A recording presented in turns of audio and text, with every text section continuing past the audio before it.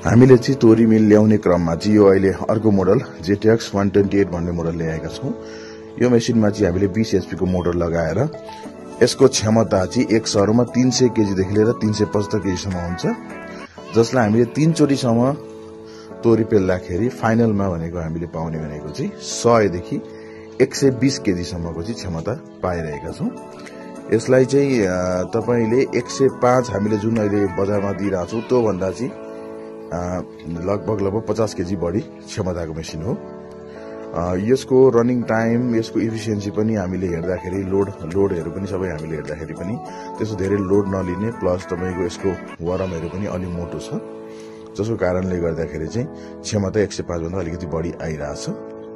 तपाईलाई हामीसँग चाहिँ यो सँगसँगै 105 मोडल भयो, 95 मोडल, 85 मोडल पनि अन्य विभिन्न 20 केजी क्षमतादेखि लिएर 300 केजी क्षमता या 500 केजी क्षमताको मेसिनहरु चाहिएमा तपाईले हामीलाई सम्पर्क गरेर यो तोरी मिलको व्यवसाय गर्न सक्नुहुनेछ। या तपाईहरुसँग भइरहेको पुरानो मोडललाई पनि तपाईले साटेर यो नयाँ मोडल राख्न सक्नुहुनेछ। पुरानो मोडलले चाहिँ तपाईले चाहिँ बजारमा जो नयाँ हुनुहुन्छ व्यवसायी उहाँहरुलाई त्यो पुरानो मोडल दिएर नयाँ मेसिन लगेर पनि यो तोरी मिलको व्यवसाय गर्न सक्नुहुनेछ। यो चाइनिज मेसिनको राम्रो पक्ष भनेको चाहिँ यसमा मेन्टेनेन्स एकदमै कम चाहिन्छ। स्पेयर पार्ट पनि लगभग 1.5-2 वर्षपछि मात्रै एउटा दुईटा रिङ या वरम चाहिने हुन्छ।